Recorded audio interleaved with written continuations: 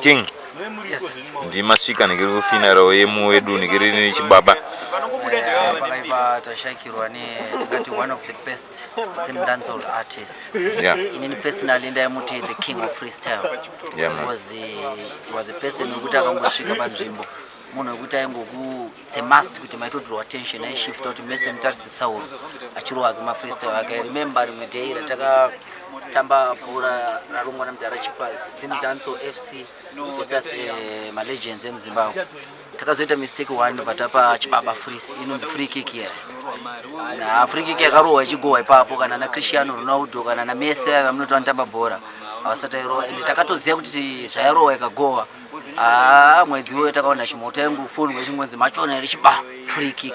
Sasa muudi I mistake. Mistake because tazoti mawana acho after yagohwa.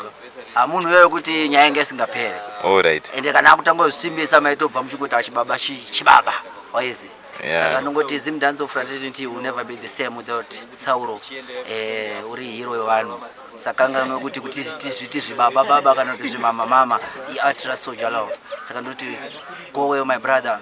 Fambe zvakanaka Mwari kuchengete. Saka muchinzwa message ngiri mambo itambira ere kana zvafamba sei?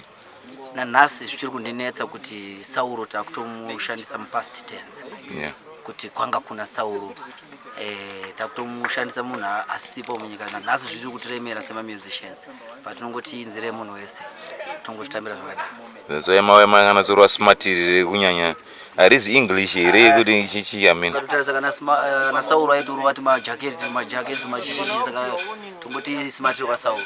All right. Chimbompewo kana tuma lines tikomperekedza nato tinazo zoti azvishuwa. Mazo ndongoti one of my favorite songs dzaima because I also lost my mother akashayika ndongoti dai upenyu waitengwa ndainotenga wamai vangu ndichigara ndinavo nasi. Fambe zvakanaka verse 1. Peace. respect.